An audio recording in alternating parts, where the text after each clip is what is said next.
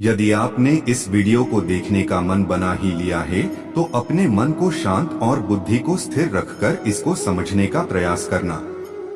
गीता की महिमा। श्रीमद् भगवद गीता की महिमा अगाध और असीम है। यह भगवद गीता ग्रंथ प्रस्थानत्रय में माना जाता है। मनुष्य मात्र के उद्धार के लिए राजमार्ग प्रस्थानत्रय नाम से कहे जाते हैं। एक वैदिक प्रस्थान है जिसको उपनिषद कहते हैं, एक दार्शनिक प्रस्थान है जिसको ब्रह्मसूत्र कहते हैं और एक स्मार्त प्रस्थान है जिसको भगवद गीता कहते हैं। उपनिषदों में मंत्र हैं, ब्रह्मसूत्र में सूत्र है और भगवद गीता में श्लोक है। भगवद गीता में श्लोक होते हुए भी भगवान की वाणी होने से ये मंत्र ही है। इन श्लोकों में बहुत गहरा अर्थ भरा हुआ होने से इनको सूत्र भी कह सकते हैं। उपनिषद अधिकारी मनुष्यों के काम की चीज है और ब्रह्मसूत्र विद्वानों के काम की चीज है, परंतु भगवद गीता सभी के काम की चीज है। भगवद गीता एक बहुत ही अलौकिक विचित्र ग्रंथ है। इसमें साधक के लिए उपयोगी पूरी सामग्री मिलती है, चाहे वो किसी भी देश का, किसी भी वेश का, किसी भी समुदाय का, किसी भी संप्रदाय का, किसी भी वर्ण का, किसी भी आश्रम का कोई व्यक्ति क्यों ना हो। इसका कारण यह है कि इसमें किसी भी समुदाय विशेष की निंदा या प्रशंसा नहीं है, प्रत्युत वास्तविक तत्व का ही वर्णन है। वास्तविक तत्व या परमात्मा वह है जो परिवर्तनशील प्रकृति और प्रकृति जन्य पदार्थों से सर्वथा अतीत और संपूर्ण देश, काल, वस्तु, व्यक्ति, परिस्थिति आदि में नित्य निरंतर एक रस एक रूप रहने वाला है।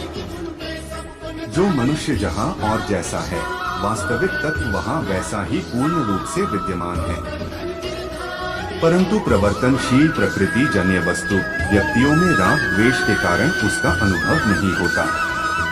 सर्वथा राग द्वेष रहित होने पर उसका स्वत अनुभव हो जाता है। भगवद गीता का उपदेश महान अलौकिक है। एक पर कई टीकाएं हो गई और कई टीकाएं होती चली जा रही है, फिर भी संत महात्माओं विद्वानों के मन में गीता के मन में नए नए भाव प्रकट होते रहते हैं। इस गंभीर ग्रंथ पर कितना ही विचार किया जाए तो भी इसका कोई पार नहीं पा सकता। इनमें जैसे जैसे गहरे उतरते जाते हैं वैसे इनमें गहरी बातें मिलती चली जाती है।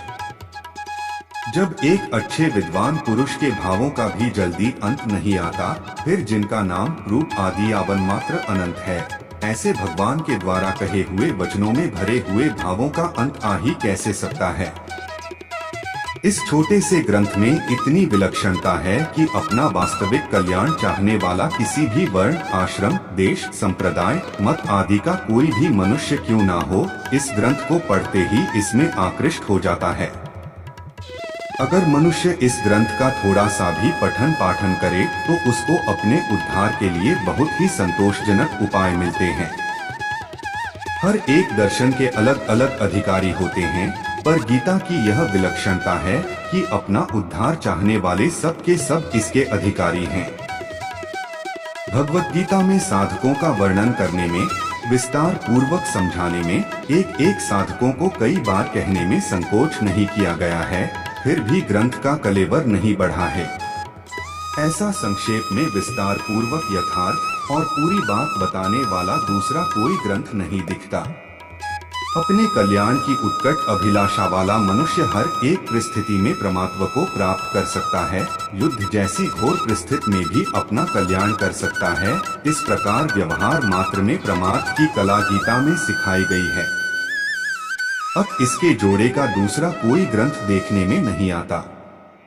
गीता एक प्रसादिक ग्रंथ है।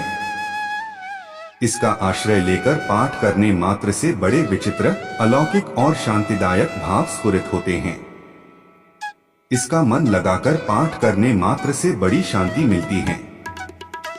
इसकी एक विधि यह है कि पहले गीता के पूरे श्लोक अर्थ सहित कंठस्थ कर लिए जाएं, फिर एकांत में बैठकर गीता के अंतिम श्लोक यत्र योगेश्वर कृष्ण यहाँ से लेकर गीता के पहले श्लोक धर्म क्षेत्रे कुरुक्षेत्र यहाँ तक बिना पुस्तक के उल्टा पाठ किया जाए तो बड़ी शांति मिलती है। यदि प्रतिदिन पूरी गीता का एक या अनेक बार पाठ किया जाए तो इससे गीता के विशेष अर्थ स्फुरित होते हैं।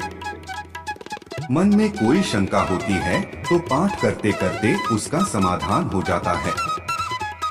वास्तव में इस ग्रंथ की महिमा का वर्णन करने में कोई भी समर्थ नहीं है। अनंत महिमाशाली ग्रंथ की महिमा का वर्णन कर ही कौन सकता है।